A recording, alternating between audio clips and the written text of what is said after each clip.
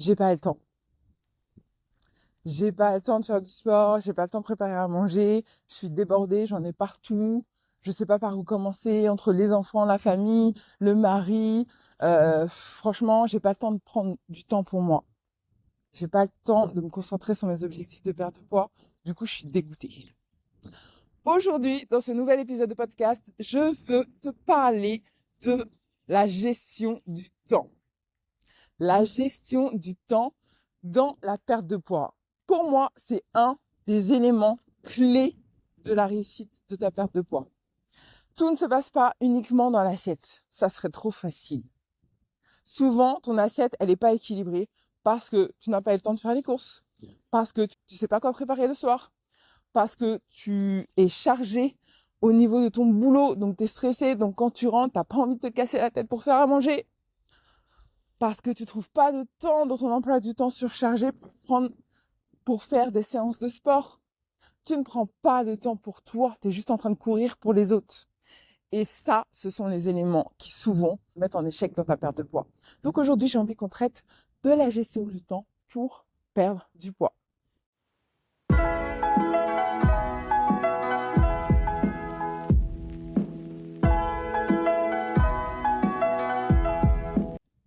Si tu ne me connais pas, moi, c'est Patricia Klopka. Je suis diététicienne nutritionniste spécialiste de la perte de poids. Ma mission, c'est d'accompagner les femmes dans leur perte de poids pour qu'elles se sentent enfin belles et épanouies dans leur corps. J'ai 40 ans, 2 enfants et mon poids n'a pas bougé depuis 6 ans. Dans ce podcast, je vais vraiment te partager mes meilleurs conseils pour t'aider dans ta perte de poids. Là, je t'emmène avec moi, je suis en totale immersion parce que j'ai un objectif quotidien qui est de faire 10 000 pas par jour. Ça, c'est le minimum syndical et c'est ce qui me permet de maintenir mon poids dans le temps. Donc, si tu entends des bruits autour de moi, c'est normal, je suis en extérieur. Mais c'est là où j'ai les meilleures réflexions et c'est là où je peux te délivrer un maximum de valeur. Aujourd'hui, on va parler de la gestion du temps. La gestion du temps. Moi, il y a un mantra que j'ai envie de te partager, c'est le mantra que je partage avec toutes mes coachées. Tu es maître du temps. Je suis maître du temps. Je suis maître de mon temps.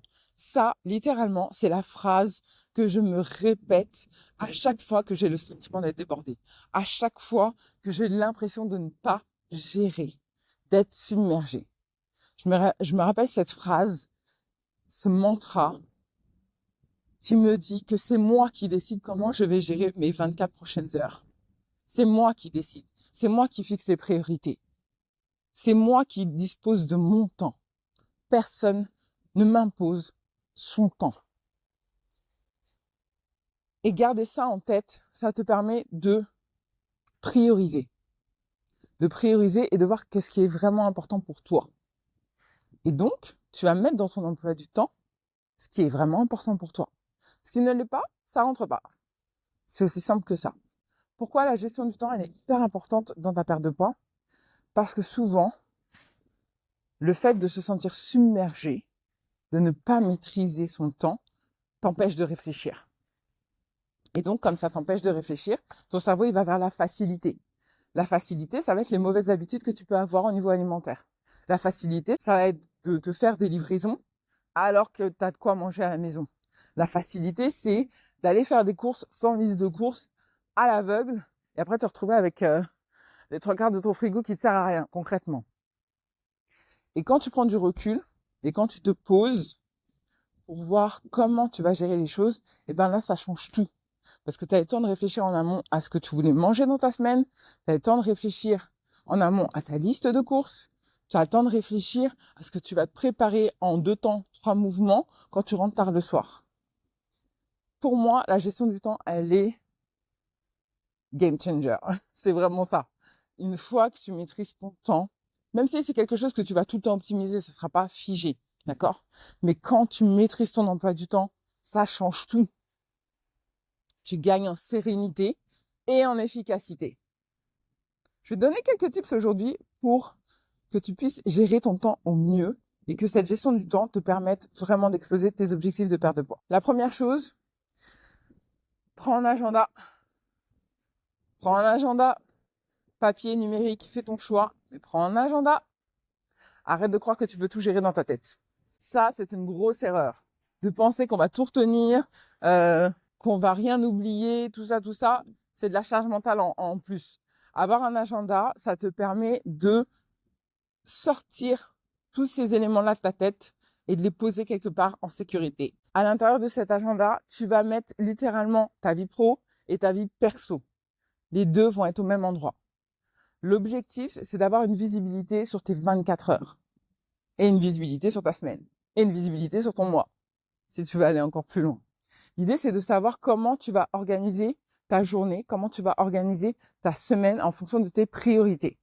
OK? Tu vas mettre dans un premier temps tes blocs de travail. Là où tu sais que tu es au boulot, tu n'es pas disponible, tu dois bosser.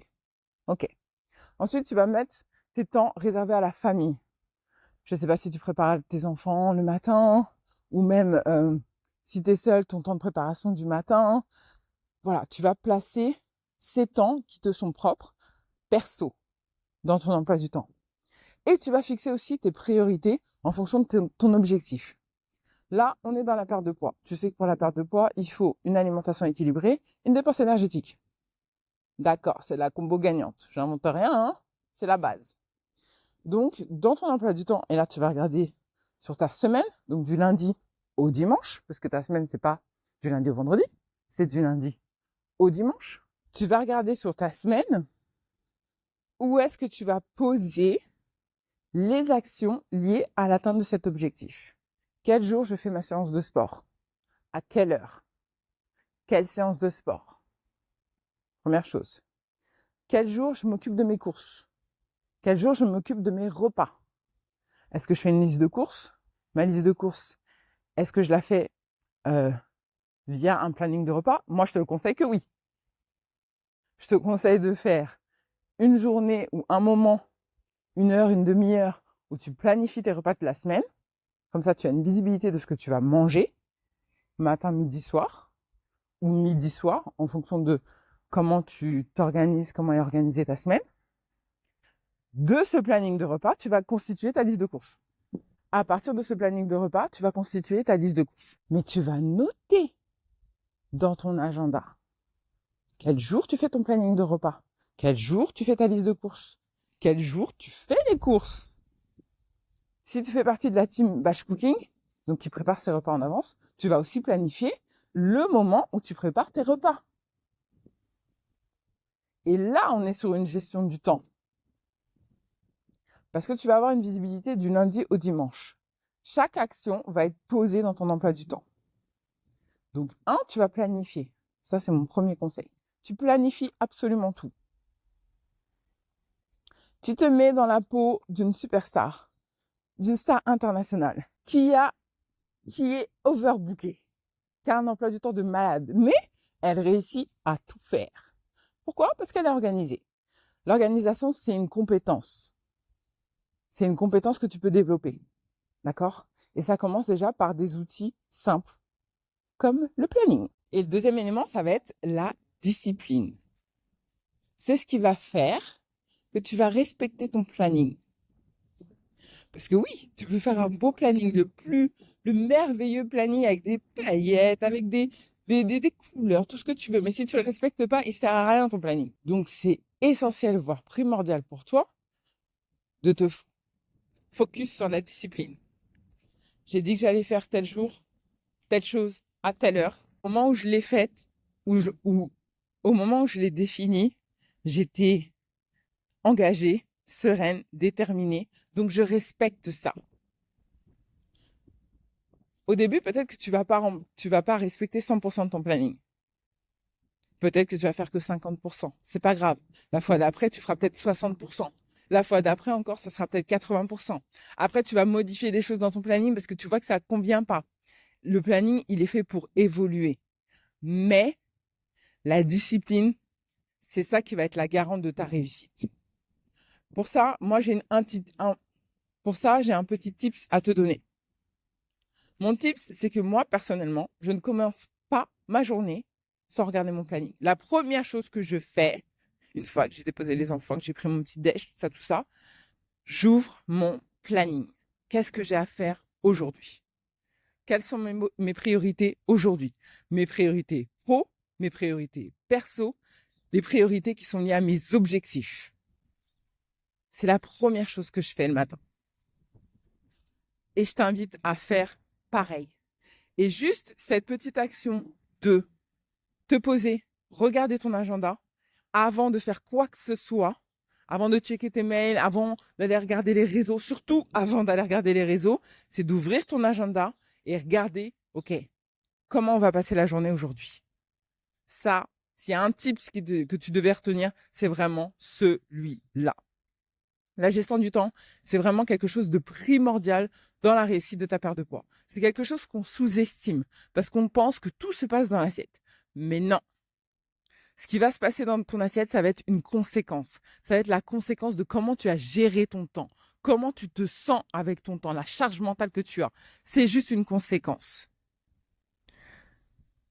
Donc, je t'invite dès maintenant à prendre ton planning, à regarder comment tu vas pouvoir faire en sorte qu'il soit le plus efficace possible. Et si tu as besoin d'aller plus loin, n'hésite pas à réserver dès maintenant un appel bilan avec moi. C'est un appel qui est offert lors duquel on va discuter de tes objectifs et des freins qui t'empêchent aujourd'hui de perdre du poids.